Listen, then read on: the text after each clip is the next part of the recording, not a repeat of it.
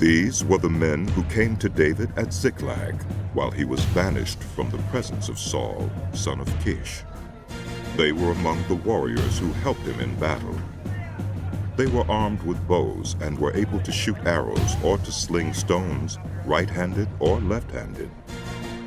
They were relatives of Saul from the tribe of Benjamin, Ahiezer their chief, and Joash, the sons of Shemaiah the Gibeathite, Jeziel and Peled, the sons of Asmaveth, Beruchah, Jehu the Anathothite, and Ishmael the Gibeonite, a mighty warrior among the 30, who was a leader of the 30, Jeremiah, Jahaziel, Johanan, Jozabad the Gederathite, Eluzai, Jerimoth, Beuliah, Shemariah and Shephatiah the Haruphite, Elkanah, Ishiah, Azarel, Joezer and Jeshobeam the Korohites, and Joelah and Zebediah the sons of Jeroham from Geder.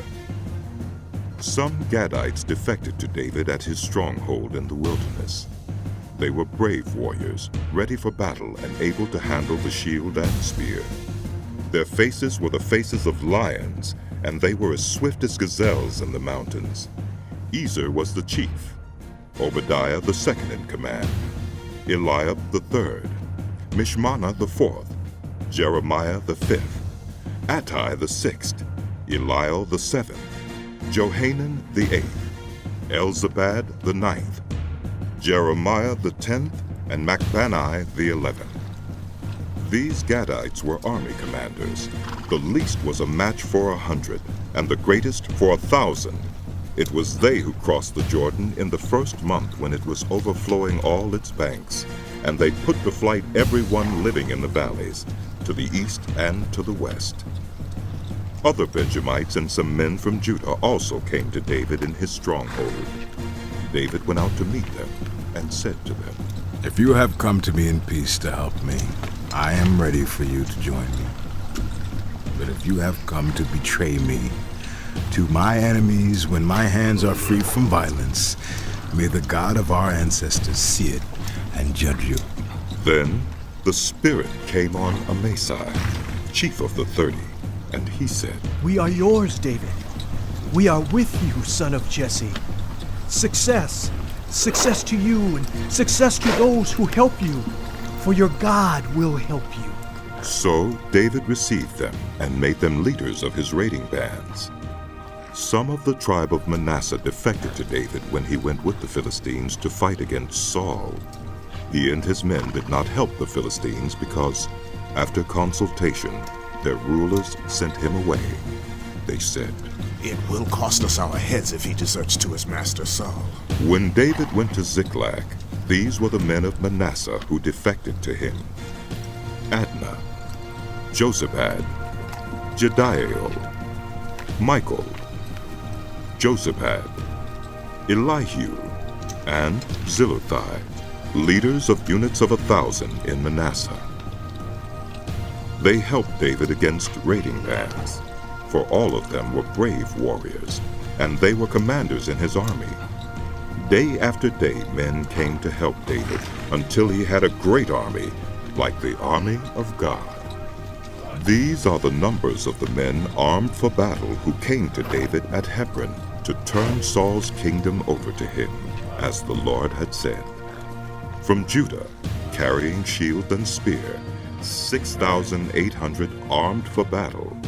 From Simeon, warriors ready for battle, 7,100. From Levi, 4,600, including Jehoiada, leader of the family of Aaron, with 3,700 men. And Zadok, a brave young warrior with 22 officers from his family. From Benjamin, Saul's tribe, 3,000, most of whom had remained loyal to Saul's house until then. From Ephraim, brave warriors famous in their own clans, 20,800. From half the tribe of Manasseh, designated by name to come and make David king, 18,000. From Issachar, men who understood the times and knew what Israel should do. 200 chiefs with all their relatives under their command. From Zebulun, experienced soldiers prepared for battle with every type of weapon to help David with undivided loyalty, 50,000. From Naphtali, 1,000 officers, together with 37,000 men carrying shields and spears. From Dan, ready for battle, 28,600. From Asher, experienced soldiers prepared for battle, 40,000. And from east of the Jordan, from Reuben, Gad, and the half-tribe of Manasseh, armed with every type of weapon, 120,000.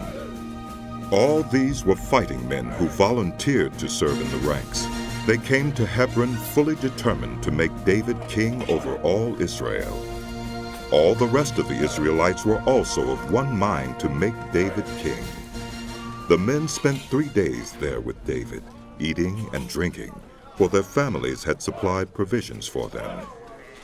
Also, their neighbors from as far away as Issachar, Zebulun, and Naphtali came bringing food on donkeys, camels, mules, and oxen. There were plentiful supplies of flour, fig cakes, raisin cakes, wine, oil, cattle, and sheep, for there was joy in Israel.